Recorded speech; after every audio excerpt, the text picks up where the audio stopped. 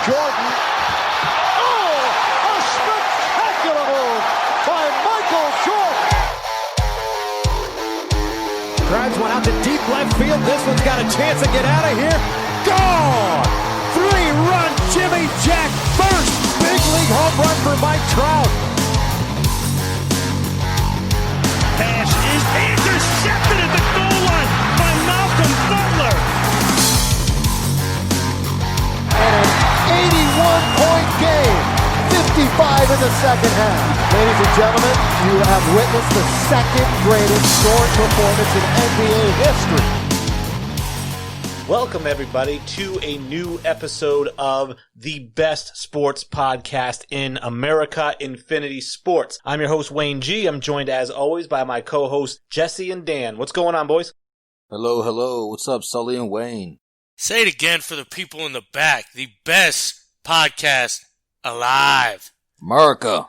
Not one better, and we have the best intro, we have the best content, we have the best host. That's what makes us the best. 1, 2, and 3. Now, you can check us out on Facebook at Infinity Podcast right now. We're working on changing that to at Infinity Sports, but it's a slow process. Right now, it's at Infinity Podcast. Instagram, we are at Infinity Sports Podcast. And Twitter, where are we at, Jesse? We are at Sports Infinity 5. And again, that is a play on our last segment of every episode. And, of course, you can check us out live on the RTF Sports Network. Just visit www.rtfsportsnetwork.com on Thursdays at 11 a.m. We play for an hour. It's great stuff. You can check out some blogs when it's over or beforehand if you want to bone up on some information. But otherwise, those are the places to check us out. iTunes, Spotify, Stitcher, RTF Sports Network. You know, who doesn't love to bone up, Wayne? So make sure you guys get up on there, check those blogs, make sure you give us a listen on RTF Sports Network on all the platforms. Get on all the social media platforms. Make sure you follow, rate, review, do everything you need to, man. We really need you guys. We appreciate it. That intro gets me boned up every time, boys.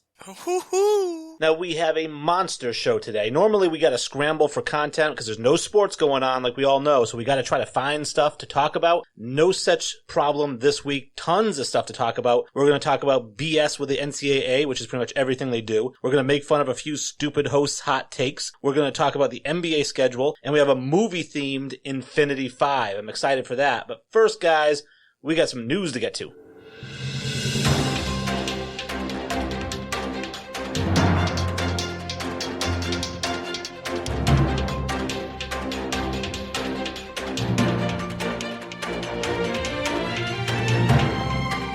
Now, if you're listening to this episode, it's probably Saturday, July 4th. Happy 4th of July. Woo! Happy 4th of July, everybody. Girls, guys, thanks for listening on this patriotic day. Thanks for taking us in and enjoying the weekend with us. Yeah, happy 4th, everybody. This is actually one of my more favorite days. I'm not going to lie. My grandfather was in the Air Force for a long time, and I just love the idea of our nation. To be honest with you, I'm a very patriotic guy, and I love the 4th. So beer, dogs, hopefully baseball, soon. So, let's get it. America. I have a couple of notes here of events that happened this day in history. Obviously, most notable is, on this day in history, 56 people committed treason. Thank goodness they did. Solid note to have in there, Wayne. Absolutely. Now, in the sports world, on this day in 1939, the Yankees retired number 4, Lou Gehrig's number. In 1960, Mickey Mantle hits number 300. And this is the one I thought was the craziest. In 1980, Nolan Ryan gets his 3,000th strikeout. He still pitched 13 years after getting his 3,000th strikeout. Oh, that longevity award, boys. It's crazy how many key things, and now I know it's only 3, but when you think about the vast number of things that can happen on a day, it's pretty crazy that these 3 monumental things all happen on such a special day like July 4th. Like I said, baseball kind of is synonymous with the holiday, and I think we're all just really excited that it's coming back. And, speaking of that, what do we got, Wayne? Well, speaking of baseball being a July sport, on July 23rd, we're finally potentially going to get opening day. It's going to be the Yankees versus the Nationals. They haven't released the full schedule, but we know opening day is Yankees-Nationals, and I think it could be a World Series preview. I don't know about you guys. I certainly thought it could have been before Sully had let me know that 2 players from that Nationals roster is not going to be playing this year due to some concerns with COVID. Both Ryan Zimmerman and Joe Ross are actually not going to be playing this year. Yeah, which I think it's honestly just going to kind of be the start. You know, we've seen essentially the whole Nets team decide they're not going to play. Now, that's partially due to injury and partially due to COVID concerns, but I think we'll see more and more MLB players kind of follow. I think none will be bigger than Zimmerman. I mean, that's kind of a big name to be sitting out. Now, I'm not sure how it's really going to affect the Nationals totally, but I mean, you got to think they just lost Rendon this year, too. To lose now Zimmerman also, that's some meat from the middle of that lineup. But that Yankees-Nationals, that's going to be a great game. I mean, you got to think it's going to be Scherzer and Garrett Cole, and I mean, that's just going to be a great matchup that we've been waiting for, for so long, obviously. I'm really, really, really excited for July 23rd, man. It's going to be exciting. Like you said, there are some guys sitting out, and I know that some of them are sitting out for the Nationals, and Zimmerman is a big name, but I just feel like with Scherzer, with Strasburg, that's still a pitching lineup that has shown in the postseason they can dominate, particularly Strasburg, who I think's postseason ERA is like 1.37 or something stupid. They're going to have a tough time competing against the Atlanta Braves, in my opinion. Oh, please give more details. Well, I mean, they play in the same division. I'm not even sure the Nats win their own division. I think the youth is going to finally start to bloom down there in Atlanta. You got Freeman, you got Acuna, you got a bunch of awesome players down there that are going to have a wonderful year, and I see them going very far into the playoffs this year. See, I mean, we didn't even mention Patrick Corbin for the Nationals, too. I mean, that's their number 3. I love the Nationals rotation, even without Joe Ross. Like I said, I worry about their lineup now. I mean, losing Rendon and Zimmerman in the middle of that lineup's going to be rough. I think we've all expressed how big of fans we are of Juan Soto, but, I mean, the guy's still going to need help. I'm actually a real big Atlanta Braves fan, too. I also think this is going to be a year where, with only 60 games, whatever team gets out to that hot start, you know what I mean, it just pushes through. I think they got a shot, and I'm going to look for these younger teams to do that. And I think like the Chicago White Sox is a team that I'm a big fan of this year. I think they got a lot of young talent and a lot of like budding right on the cusp of just great players. And for 60 games, it could all click for them. You know what I mean? Atlanta's another team. I'm glad you mentioned that, Jesse, that these young guys, it doesn't have to click for 162 games. It's only got to click for 60. And so I think these younger, smaller teams may have a bigger shot than people think. In a shorter season, I think that puts even more emphasis on the pitching that we're going to have to see. And you just mentioned 2 out of the 5 guys out of the Nats rotation that's not going to be playing this year. And we're just starting to get the news to roll out. Another guy that I had heard is Arizona Diamondbacks starting pitcher Mike Leake. He's actually not going to be playing either. So we're certainly going to hear more names as the season progresses to get closer. Yeah, I think so for sure. And speaking of odds and things that might potentially happen, I know that Vegas released their odds for the Houston Astros. Which player will be the first one to get hit by a pitch? The 3 favorites are Bregman, Altuve, and Correa at 400, 4 plus 450. But the one that interested me, and I mentioned this to you, Sully, off the air in a group text, is I said that Reddick at 4,000 to 1, if I'm pitching against the Houston Astros on day 1, I'm kind of doing an anonymous bet on myself in Vegas, and then I'm hitting Reddick. Yeah, I mean, like we said, we talked about this off air, and it's like, man, I mean, obviously it's a made-up situation, but God, I mean, could you imagine if something like that happened? I mean, that's 1,000 times worse than anything Pete Rose ever did. I don't know if you could ever get away with something like that. I mean, there would probably be legal ramifications too, because at that point you're affecting the bet. I don't really even know, but I do think it's going to be Bregman. I just think people kind of view him as the face. I know Altuve's kind of the normal answer, but I don't know, the pompous, we talked about this, I think, like one of our first podcasts when we first started, but Bregman's pompous attitude towards it has just, I don't know, it's just always rubbed me the wrong way, so. Yeah, I think that it's going to be either Bregman or Altuve. I'd prefer it to be Altuve. That whole covering his wire, the buzzer he had saying it was a tattoo. I don't like the lies from any of them, so all 3 of them could certainly get hit in that first series. Now, who is Springer would be the leadoff hitter, or is he healthy, or because Bregman does have the biggest odds, correct? He has the best odds, yeah. Well, him and Altuve, I believe, are both plus 400, and Correa's plus 450.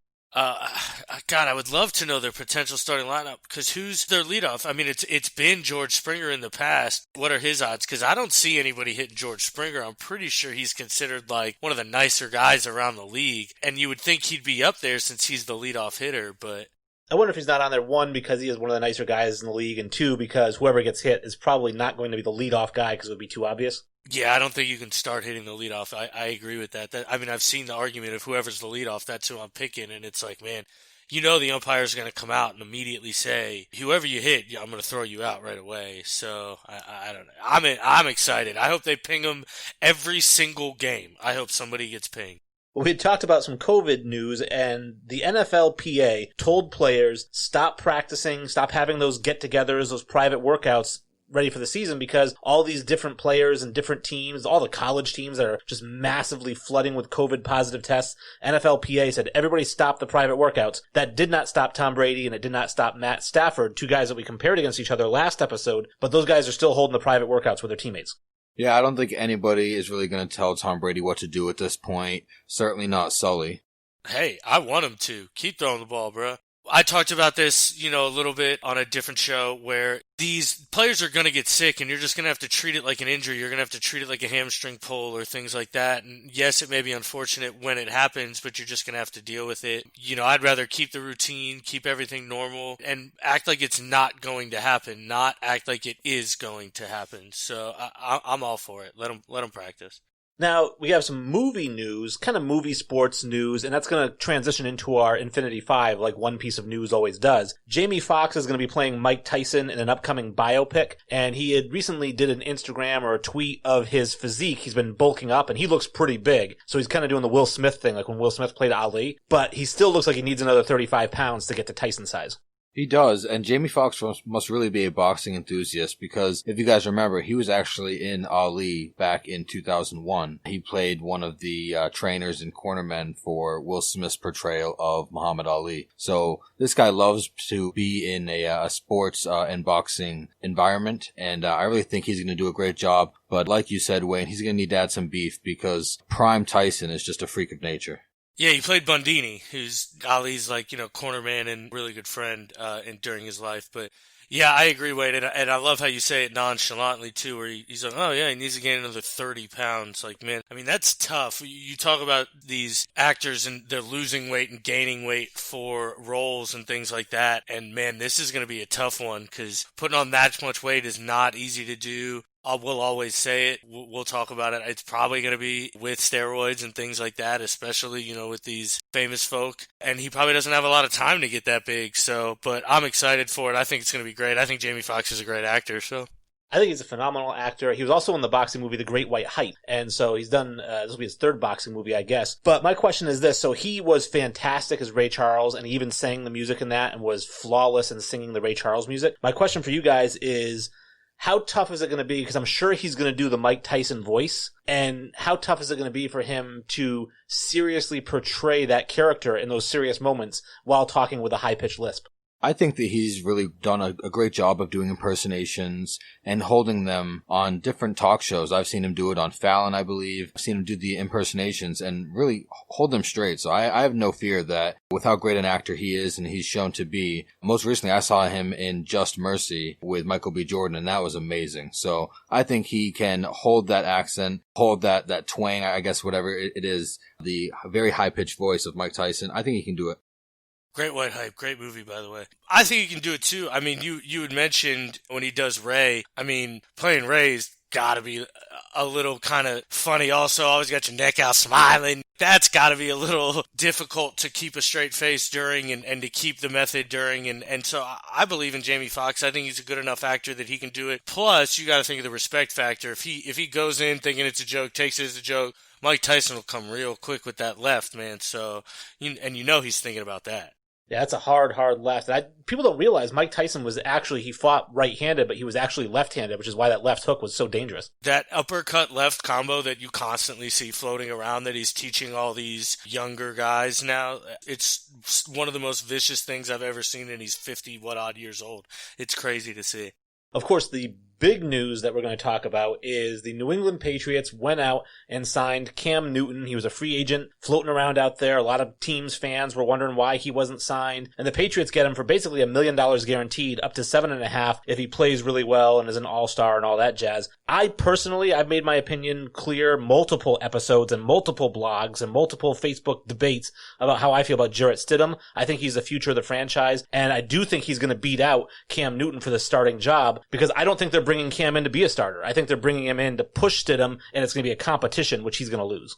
I definitely think that Cam's going to start the season as the starter. I think that he's going to get majority of the starts this season, in fact. He is a guy that Bill Belichick has coveted, that he has spoke very glowingly about in press conferences. So I think that he's a guy that he and McDaniels are going to love to play around with. He's certainly not coming there to be a bench warmer. He's not coming there to be a backup like he stated several times. Why not give Jarrett Stidham more time to learn under a former MVP, a guy that has amazing, versatile skills? Yeah, I'm going to have to agree with Jesse. I think this kind of just goes into deeper to what I was saying last week when we broke down the AFC East. I just don't think Jarrett Stidham's ready yet. I think he has all the ability to be a great, great player. I just don't think he's ready yet. I think Bill sees that. I think Josh McDaniels sees that. Still sees he needs a little time to learn. So they went ahead and brought in Cam Newton to be their 1-year gap starter. I also think they see the way the league is moving. They see the way their team is built, and you guys have said a lot. They're going to be a power run team that plays defense. Well, man, Cam Newton fits perfectly into that scheme. I think it's a really good fit. It's an incentive-based contract, so I think Cam Newton's going to have like we said, the incentive to really ball out and just be a really great player and prove a lot of people wrong. Barring injury to Cam Newton, I don't think Jarrett Stidham sees the field for 10 snaps this year. Now, Sully, last episode, you had the balls to give the Patriots 6 total wins. Now that they've added Cam Newton to the squad, what do you project for them this year? All right, drum roll. 6 wins. I don't think they get any better, if I'm being honest. And yes, I may bash Jarrett Stidham, but I also am a big Jarrett Stidham fan. And I think 6 wins in your first year as a essentially rookie starter is a great season. And I saw that from him. I don't think Cam Newton really gets you any more wins, really, because I think he doesn't do things Jarrett Stidham can do. Now, I do think he can do things that Jarrett Stidham can't do, but at the same time, what happens when Cam Newton eventually gets hurt? You can't just implement the same system with Jarrett Stidham. So I don't know. I just see kind of the same amount of wins, unfortunately. But I don't know if that's a bad thing. It's a year that you're going to get Jarrett Stidham to learn, and then you're going to get a decent draft pick, and, who knows after that. Well, I agree with you that Stidham is another year away, and I think I'd mentioned this even before Tom Brady left. I said, I feel like Stidham is 2 years away from being the starter, and this year was kind of like they were throwing him in the fire early. So if he does lose the quarterback battle, I do think it's not necessarily a bad thing because it does give him that extra year to learn the McDaniels offense, which I don't think he's going to tweak too much for Cam. I think Cam's going to have to tweak his game to the McDaniels offense. But my question is this, would you say that based on the fact that it's just $1 million guaranteed, and knowing how much of a prima donna he can be if he's not getting his way, don't you feel like Bill Belichick is bringing him in on a contract to compete for the starting job and not bringing him in to be the starter, or it would have been more guaranteed money? Well, I mean, of course, Bill Belichick, what year was it where that Tom was hurt? I can't remember, where he wouldn't actually declare a starter for a long time. It's essentially the same thing. I don't think he's going to come in and say, this is my starter, this is who it's, just because that's not really who Bill is. He's going to let the process play out. I agree Cam's not going to walk in and be the starter. I do think Cam Newton's just going to beat out Jarrett Stidham. I just think he's not that far removed from elite play to where I don't think he can beat out a guy who's got 4 career snaps. Again, like you said, though, I think Jarrett Stidham's 2 years away. This is a stopgap year. My only concern is that this hurts Jarrett Stidham's confidence, but, I hope it doesn't. I know whatever you may say, he transferred. And whenever a guy transfers, I always kind of have an issue with that because I think it shows signs of mental weakness, but I don't know the reasons behind his transfer, so I won't say that about him. But I'm just hoping he doesn't take getting beat out as a bad thing, and it's more of, hey, how can I learn, get better, and then be the starter for this team next year? Well, speaking of transfers, the last bit of news that we have is that the LSU linebacker, he's a sophomore, Marcel Brooks, is entering the transfer pool. He was a 5-star, 5th overall player coming out of high school. He is an elite player. And he played pretty good last year as a freshman, as a true freshman. He didn't have to redshirt, and he played. And now I think what this boils down to is being closer to home, and also the fact that the defensive coordinator, Dave Aranda, went on to become the head coach of Baylor. So he's looking at Texas schools, which could be University of Texas. It could be Baylor to go reunite with him. But that's kind of the big news. I mean, he's a huge prospect that is now transferring after having a pretty good true freshman year. Yeah, LSU never has a problem putting out defensive beasts into the next level of the league. And so I'm sure that wherever he goes, with how versatile he seemed to be, again, like you mentioned, when he had limited opportunities, but he seemed to be very, very nice in pass rush opportunities, as well as coming in as an inside linebacker. So Marcel Brooks is definitely looking like he's going to choose a school in Texas closer to home to be with his family during these uncertain times right now, if we have an NCAA season. Yeah, I wasn't aware of that point that you made, Wayne, and honestly, I think it's brilliant. It's a really, really, really good point, and honestly, that makes a lot of sense. He's probably going to head to Baylor with his defensive coordinator. I mean, the guy's just in the mold of these crazy athletic players. I mean, he only weighs 205 pounds, but I mean, the guy just flies to the football. He's extremely fast. He diagnoses plays at a high level, and he just uses his athleticism to beat guys to the football, really. Whoever does land him's obviously getting a fucking stud and a great player. And I mean, like I just mentioned in the same breath, I'm usually not a fan of transfers, because like, for instance, Jacob Eason, who lost his job in Georgia and then transferred to Washington, or Justin Fields, who lost his job at Georgia and transferred to Ohio State. Well, to me, it shows a lack of mental toughness and the ability to come back and say, well, no, I'll beat him out next year and win my starting job. It's, well, let me go transfer to a place where I can just get handed a starting job. So I'm never a fan of that. But Marshall Brooks, like you mentioned, it does seem like it's more family-oriented, and COVID's kind of got a lot to do with it. So it doesn't seem like he just wants to leave for playing time's sake. So he sounds a bit Danielle Hunter-esque, another former defensive player from LSU. Well, I mean, Danielle Hunter's a 260-pound defensive end now, but I think he could be. Honestly, he looks more like Deion Jones, and I think that's literally. I mean, you could literally paint the mold. He's Deion Jones. Yeah, I remember them both, both Jones and Hunter being on a slimmer side when they were at LSU. I know that Hunter's definitely bulked up since being in Minnesota. Well, we can't talk about transfers without talking about the NC2A's bullshit transfer rule about how you have to sit out a year before you can play. You can't just transfer and then play right away. Now, this rule, by the way, only applies to football and basketball. If you're a baseball player, a lacrosse player, anything, you can transfer and play right away. It's only basketball and football they have this rule for, and you have to apply with the NC2A for a special exemption to play that first year. Justin Fields got it last year. He transferred to Ohio State. He didn't have to sit out a year because he petitioned the NCAA and they gave it to him. But a guy like Luke Ford, who was a tight end for Georgia, transferred to Illinois because his family lives in Illinois. His grandfather was sick with cancer, so he transferred to Illinois. He petitioned the NCAA to play right away. The NCAA said, no, you have to sit out a year. His grandfather died this past February and never got to see him play college football. See, that's horseshit.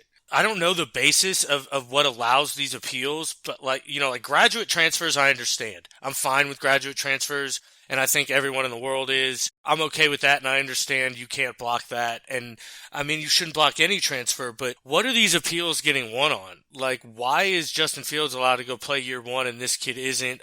I'll never understand. Now, I get it's probably because the NCAA makes fucking a ton of money off Justin Fields, and they're not making shit off of some backup tight end who's going to hang out with his family. No, I agree 100%. And I think the other thing to consider is that the NCAA is talking about implementing a rule that would give every college athlete in every sport a one-time exemption. So they all get it. You don't have to apply for it. They all get it the first time they transfer. If you transfer a second time, you don't get it. Tough shit. But if you transfer, you get one time, you can play it right away. And what interested me about this is obviously you have coaches coming out and saying like, well, now we're going to have to recruit our own players from going to other schools. So we recruited them to get them to come here. Now we're going to have to recruit them to stay here. And the biggest bullshit of all, Jesse's boy, Nick Saban came out and said, oh, I'm going to start recruiting other colleges' players. Poach 'em, baby. Poach 'em. Roll Tide. Yeah, that's why, honestly, I think it should be 1 year and there shouldn't be an exemption. Like I said, graduate transfers I'm okay with, and I understand not having to sit out a year. Beyond that, I don't like the idea of just being able to jump wherever you want because it's an easier path or something like that. Like, I hate that idea. It bugs the crap out of me that these guys just leave. Like, the one kid from Ohio State, Tate Martell, who was, a highly ranked high school player, goes into Ohio State, can't win the starting quarterback job, then Justin Fields transfers in and automatically gets it. Now I don't want to play here, I'm leaving. And he goes to another school. It's like, these kids are just jumping around. It's musical fucking schools. Learn commitment, learn stability, learn toughing it out. And if you don't succeed in the first situation to better your position and try and beat somebody out, I don't know. I can't stand it. My grandmother used to say that opinions are like assholes. Everybody's got one and they all stink. So it's no surprise that hot takes come from assholes. Just bullshit takes by sports guys trying to get clicks. And we're going to talk about a few of them here, starting with Chris Sims. Now, Chris Sims recently released his top 40 quarterbacks in the NFL. He does it every year. And I think it's only fitting that we talk about some of these bullshit rankings. I'm going to start off. This one's not that big a deal because I'm sure a lot of guys have him in a similar spot. But Jared Stidham is number 35. That's nuts. He's worse than 2 or 3 backups. Well, I mean, I think that's appropriate for a backup. He's got Cam Newton at 10, and that's where he should be, the starter for the New England Patriots, Wayne. Yeah, I mean, at first when we were talking about hot takes and people getting clicks, I thought we were talking about Brandon Combs. You threw me off for a second. No, I mean, he's got Joe Burrow ranked 11 spots ahead of Jared Stidham. I mean, he's got a lot of suspect quarterbacks ranked pretty high. I agree. I think he's a little low on Jared Stidham, but, you know, it is what it is. I mean, the guy's got Matt Ryan at 7. I mean, that's crazy. Is that your first guy that doesn't belong, Sully? For me, in the top 10, that's the first guy that doesn't belong there. For me, it's Carson Wentz. Carson Wentz does not belong in the top 10 right now. Guy can't stay healthy. He didn't even win the Super Bowl on his team.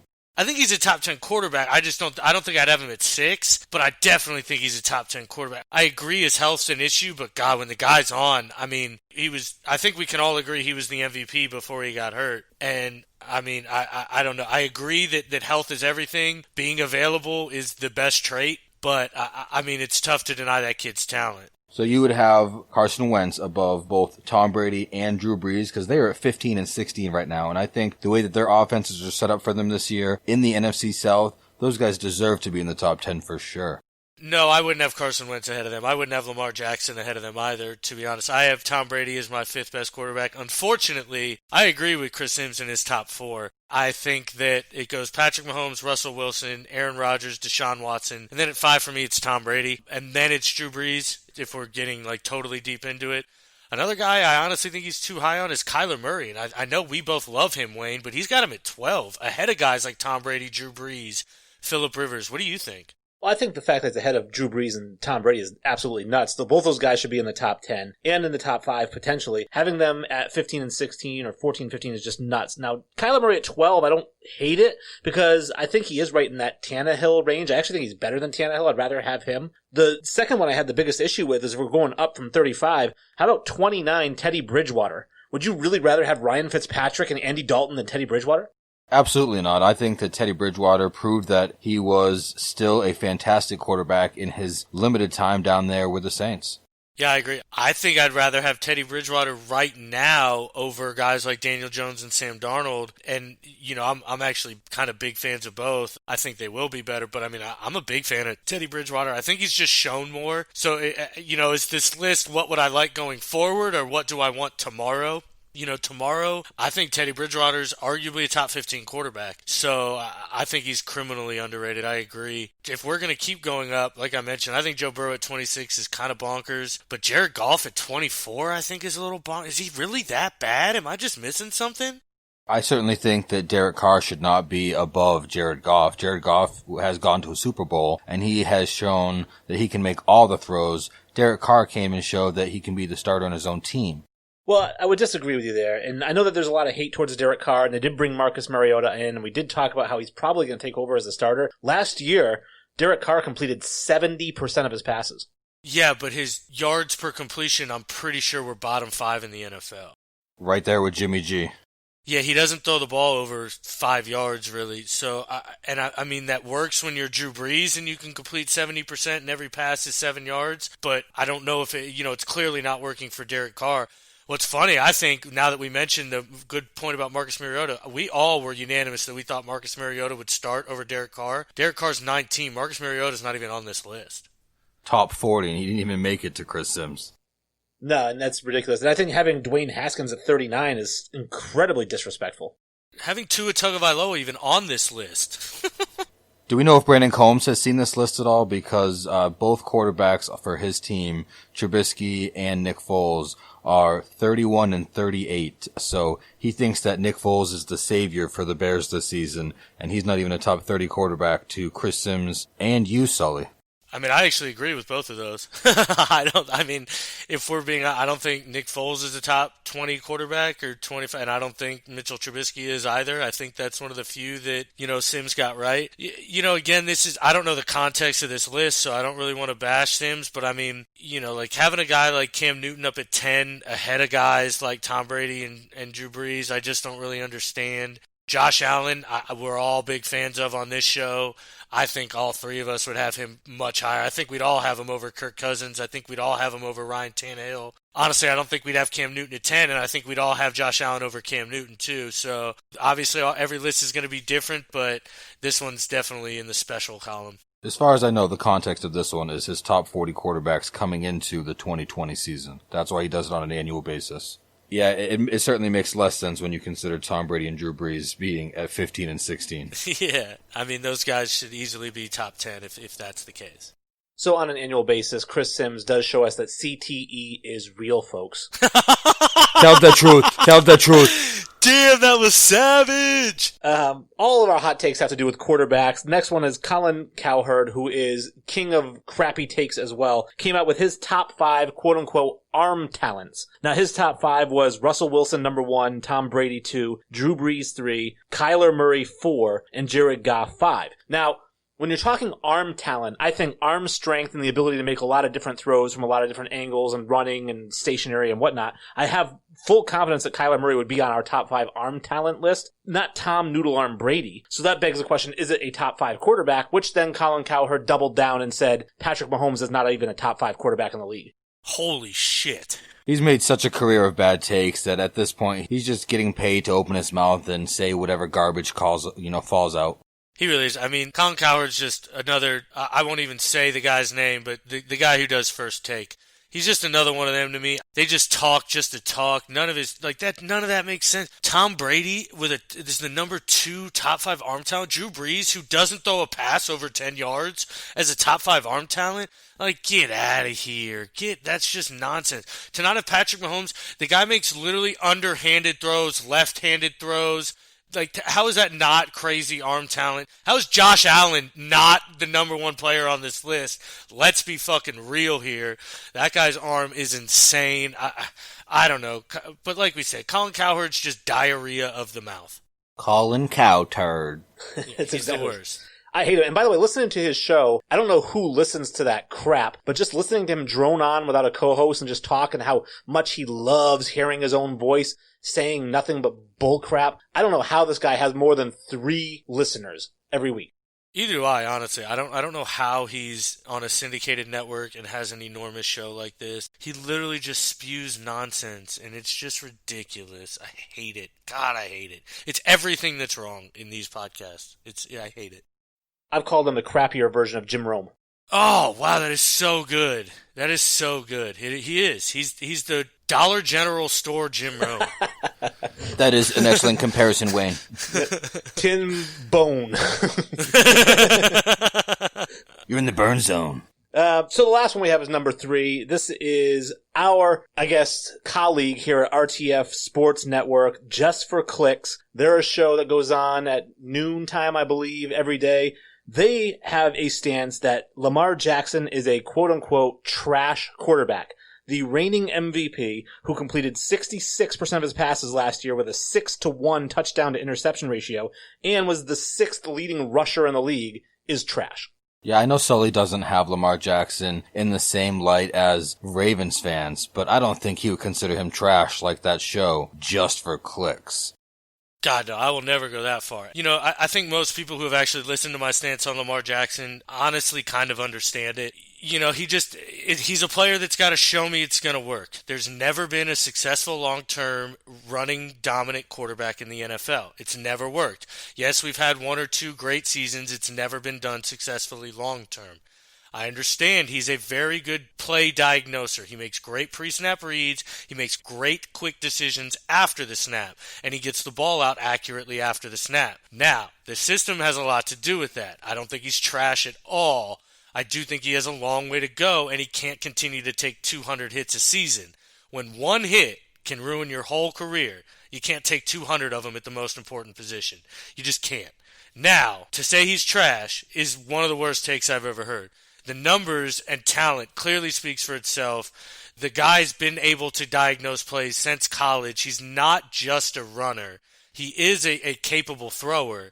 My argument is he's just so good at running that he does it too much because he's so good at it that it's eventually going to catch up to him. Let me put you both on the spot here. Josh Allen or Lamar Jackson? Lamar Jackson. Josh Allen. Ooh, I like that we've got different opinions here. I know that one of the hosts for Just for Clicks did rank Josh Allen as a top 5 quarterback, and I certainly disagreed, and so I just wanted to see how you boys felt about those two. I certainly believe that Josh Allen has a cannon for an arm. I think that he's going to have a very nice career for the Buffalo Bills, but I think Lamar Jackson is so athletically gifted. I don't disagree. And I've said it I'm going to sound like a broken record. You can't take 200 hits a season. You just can't. You can't do it. The guy was contacted 205 times last year. You cannot be a successful NFL quarterback and that happen on a yearly basis. I'm sorry, it just can't happen. The year he goes and has only 50 hits against him and he passes for 4,200 yards and he doesn't rush for 1,000, he passes for 42 and he rushes for maybe 400 and just situational rushing where he's getting down and out of bounds, then I'll come around. I'm just under the opinion that he's going to be like every other running quarterback we've seen and get hurt. Losing Marshall Yanda is certainly not going to help his cause there.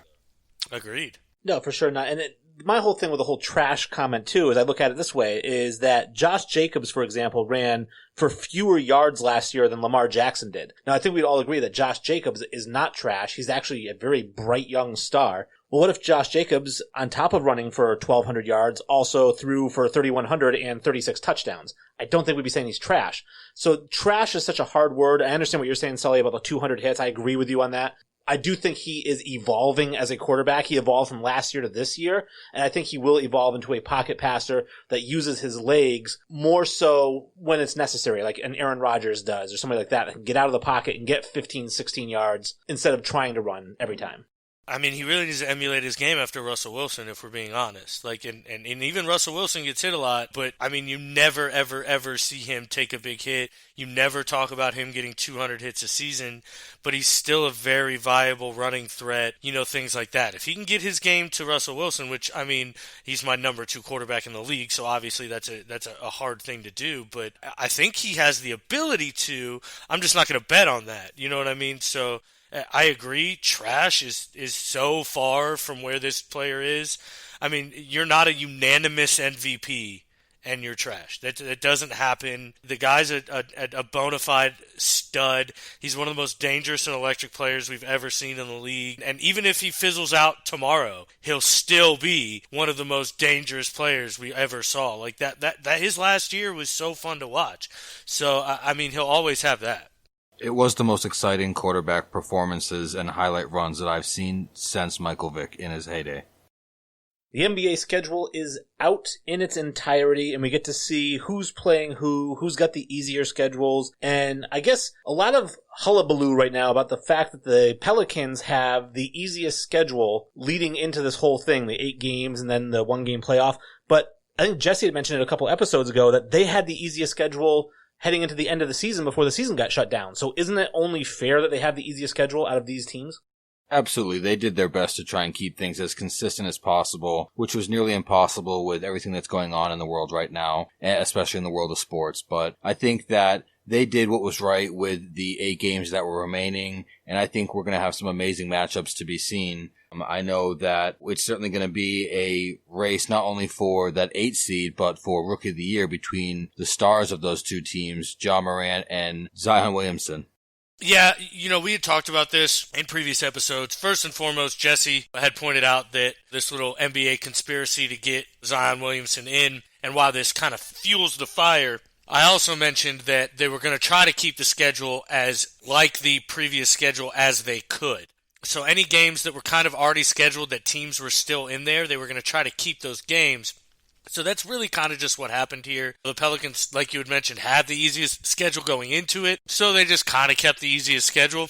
Now, obviously, you can read into that and think the NBA is trying to get Zion Williamson in, which it very well may be, but who cares? I mean, shit, I'd love to see Zion fighting for a playoff spot. You know what I mean? Granted, I think Ja Morant was the runaway rookie of the year because obviously Zion Williamson wasn't able to play. Well, now Zion comes back and is fully healthy and has the ability to make this a race. I mean, it's just good for basketball at this point. Let's just see these guys compete. I'm excited for Zion and the Pelicans to play these games during this easier schedule for them because, and I agree, it's an NBA conspiracy because when and if he gets on into that 8th seed, who does he face in the first round, Wayne? The Los Angeles Lakers. Absolutely. LeBron versus Zion. All the eyeballs in the world will be watching that. That is now versus future. You're seeing it right there in the first round of the Western playoffs. Now, where I agreed with Jesse and his conspiracy theory was that the NBA basically said if you were 6 games out of the 8th spot, you were invited to Orlando. Well, there were 4 teams in the West that were 6 games out. There was only 1 team in the East, and that's the Wizards, that were 6 games out. Well, if the NBA had said, well, let's make it 7 games, the West stays the same. You still could have had Zion in there, but you would have added an extra team in the East. If they'd said, let's go 8 games, you would have had 3 teams in the East, and it would have been a more even, I guess, number of teams East and West. So I'm wondering why they didn't go 8 games, and if it's only just because of scheduling, they couldn't fit that many in.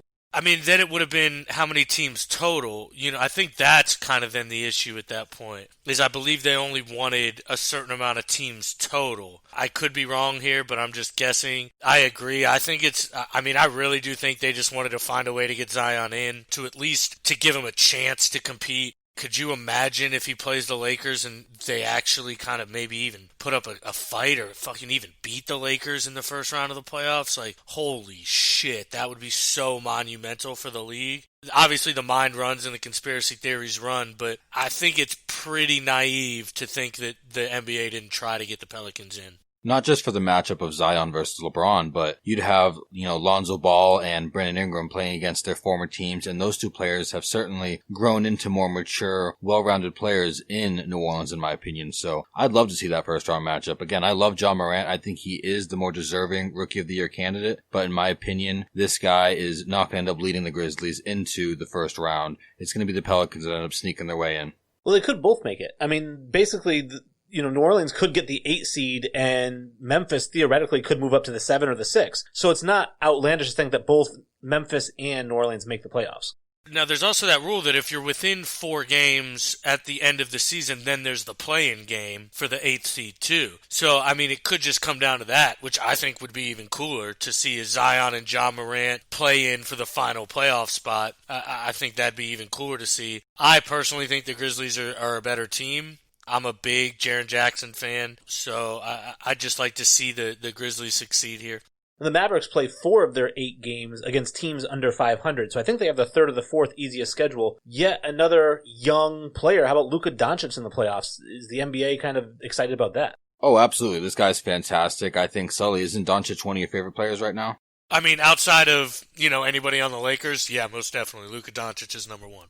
He's a fantastic international player. It will make the NBA playoffs a more worldwide phenomenon with him in there, and he has certainly taken the league by the reins since he's been in the league. He's just a superstar. One thing I did want to touch on is a few episodes ago, I had actually questioned you guys on home court, home field, home ice, and the impact that it could have on teams. And one team in particular I wanted to bring up was the Philadelphia 76ers. I think Wayne likes this team more than I do. One glaring thing I wanted to mention with records and home or away with the 76ers is they actually had a 10-26 record on the road, which is very bad for a team that you consider to be top 3 in the East. And at home, they are 29-2, which was the NBA best. So home court's going to do a lot of things for a lot of teams, but in Orlando, nobody's having home court.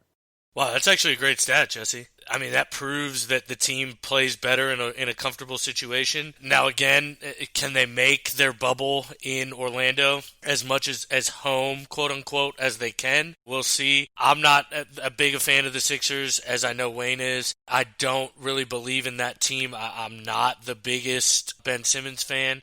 I don't think you can succeed in basketball and not shoot. I know he does everything else at an extremely, extremely high level, but, I mean, he can't shoot the basketball. And then, you'll hear his take on Joel Embiid, but, I mean, you can just call that man Mr. Glass if you ask me. He gets hurt a lot, but I think when he's healthy, he is the best big man in all of basketball. He does everything well. He shoots threes, he rebounds, he blocks, he plays offense and defense.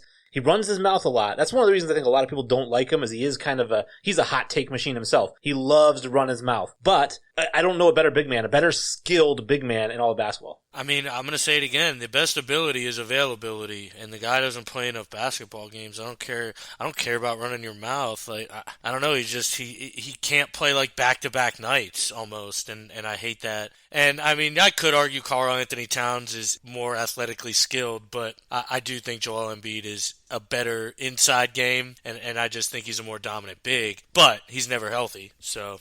Y'all forget about Anthony Davis. No, I think Blocks, steals, stretching the floor offensively. I mean, the guy's a beast. He's probably top 5 in the MVP consideration this year. That's a big man that I'd rather have. Is Anthony Davis a center, or is he a power forward? Now, I guess that's not really the discussion we're having. I don't view Anthony Davis as a center a lot. You know, I know he can play center, and he has played center, and obviously that doesn't change much. I just kind of had the context of this conversation as just centers, but obviously, I mean, I think Anthony Davis is the most talented big man maybe ever to play, so.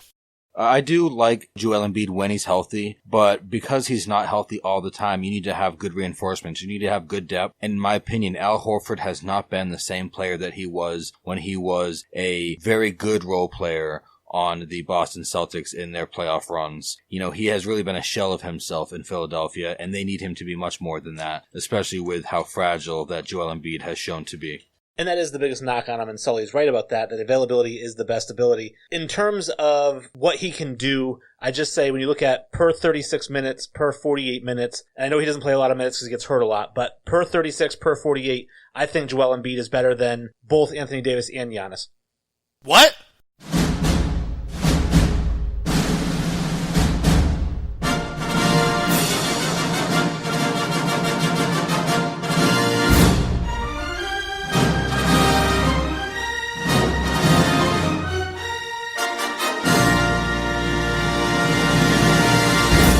It is time for the Infinity Five, and we teased it earlier in the show. It is a movie Infinity Five, but it's also an Independence Day Infinity Five, because we are talking about our 5 favorite, not necessarily 5 best, so hold your fucking panties, the 5 favorites for each of us for most patriotic movies that exist. Now, I don't know which one of you guys wants to go first. I figure we'll start at 5, and we'll work our way back to number 1, and we'll see who's got the best number 1, me. And who wants to go? I think Jesse went first the last time, maybe? Yeah, Sully, go ahead and lead us off with your 5.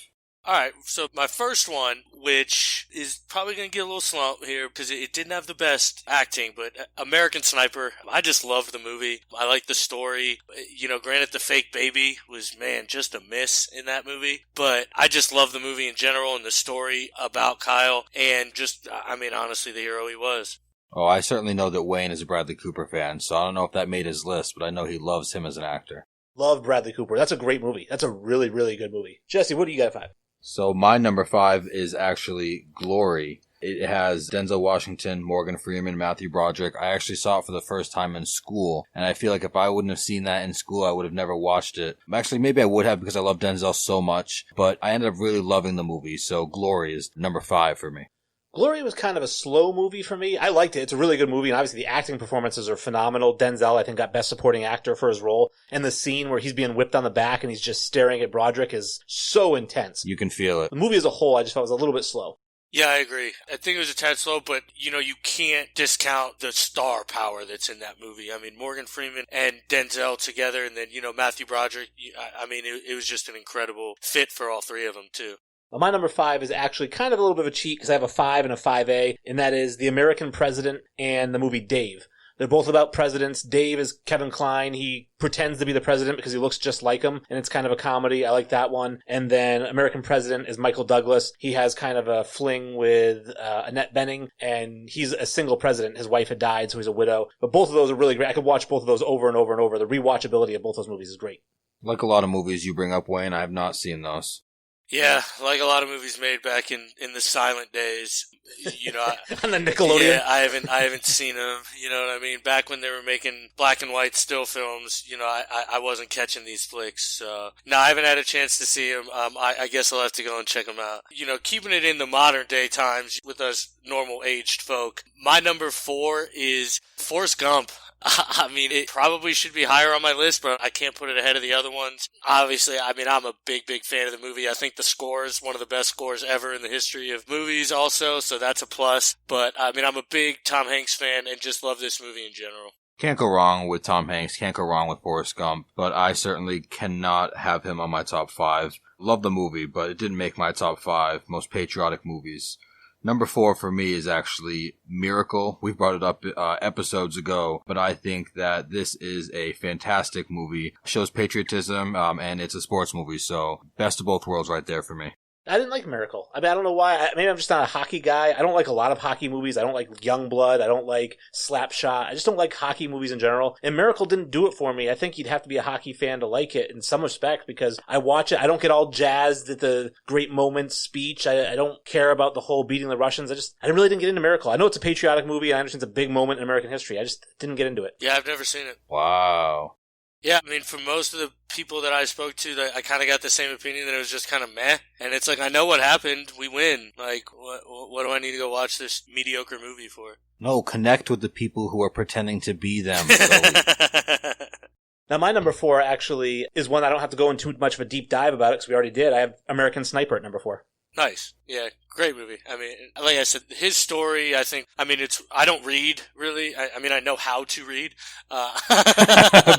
Prove it. I'm not a big fan of reading, and that book is one of the few books I've read and really couldn't put down. And then, I mean, everybody says this, but the book is much better than the movie, but the movie was still great.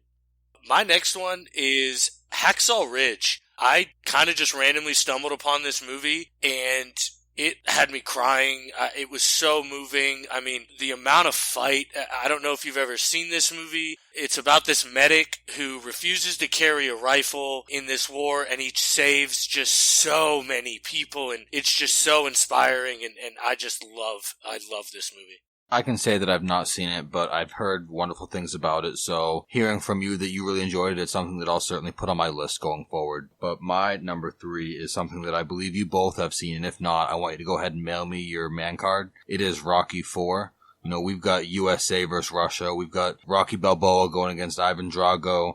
We even see their bloodlines or their successors play it off in Creed 2. So I think that Rocky IV, certainly belongs in my top 5.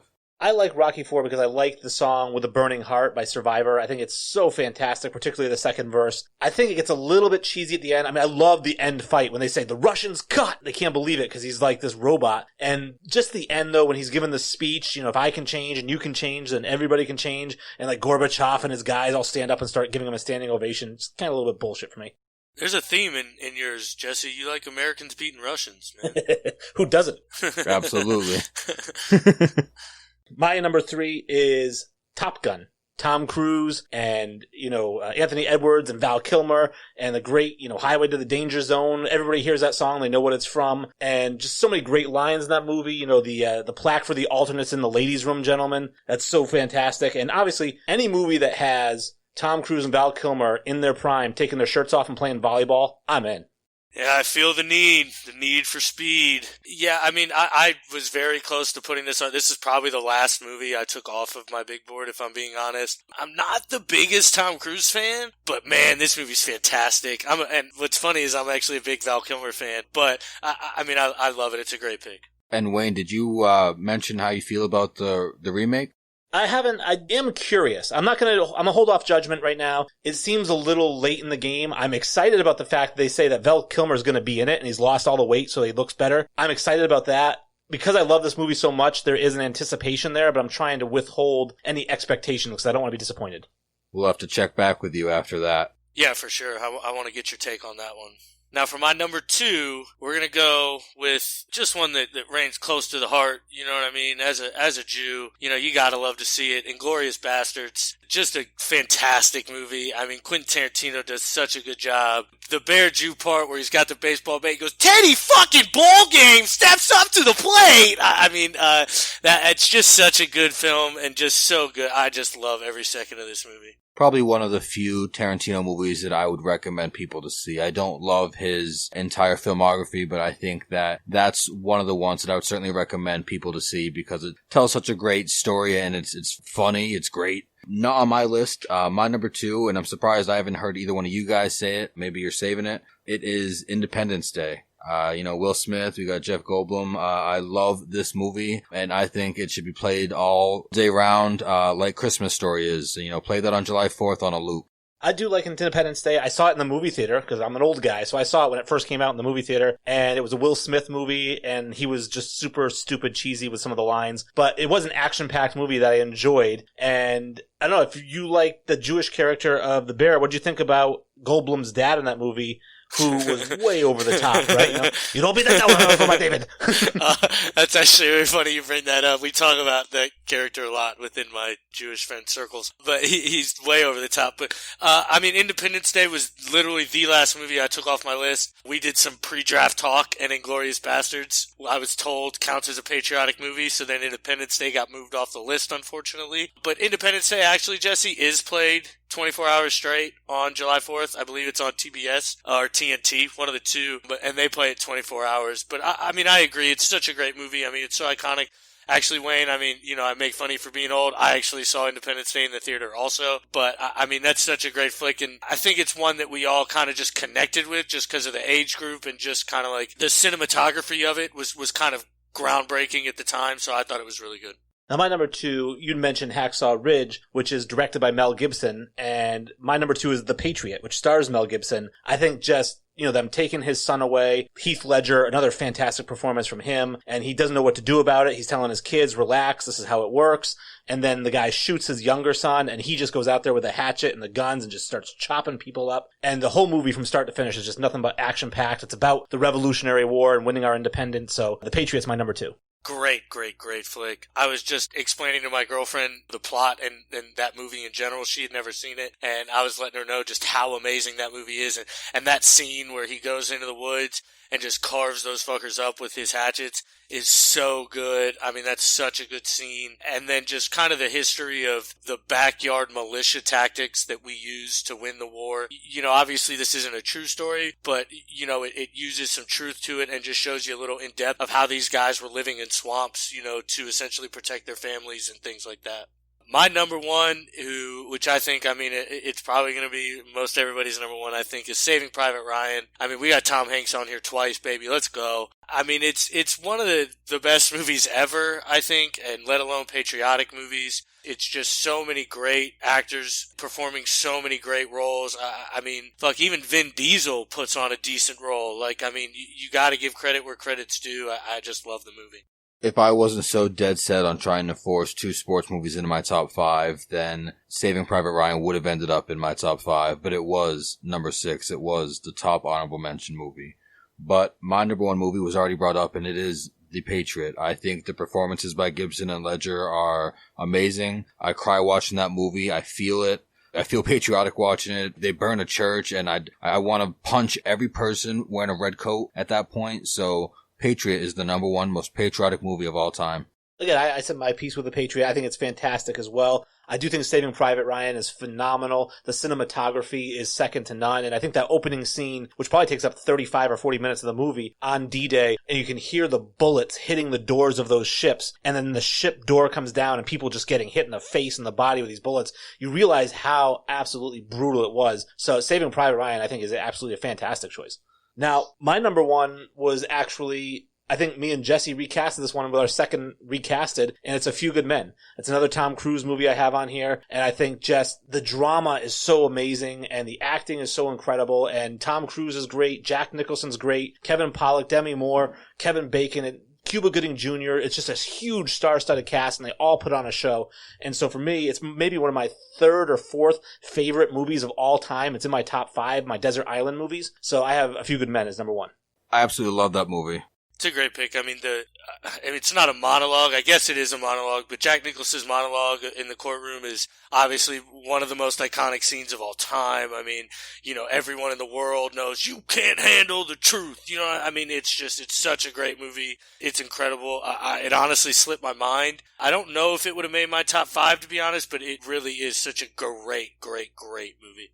Well, that's our Infinity 5. That's all 5 of our favorite patriotic type movies. Hopefully you guys enjoyed the whole show. Hopefully you're listening on RTF live on Thursdays at 11 o'clock. Maybe you listened on Spotify or iTunes or Stitcher. Obviously visit us on Facebook at Infinity Podcast for now. By the time this airs, it should be at Infinity Sports Podcast. Like I said, we're whittling it down to Infinity Sports. On Instagram at Infinity Sports Podcast and on Twitter at Sports Infinity 5. You just heard the Infinity 5. Don't tell me you forgot our Twitter handle. Yeah, everybody out there, I know that you love the show, so my favorite part of the show is actually this Infinity 5, and the reason I love it so much is because it is interactive. I know that all of you out there have seen some of these movies, and you think that some of us have the wrong movies in our 5. So please interact with us. You've got different platforms to do so. So interact with us, and we'd love to, go back and forth and just have the best program possible.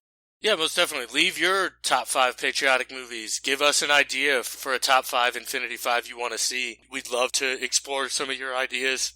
I want to give a shout out real quick to my wonderful folks and my brother and his wife. They both had their anniversary this past weekend. My parents 38 and my brother and his wife 11 years. So just a big shout out to them.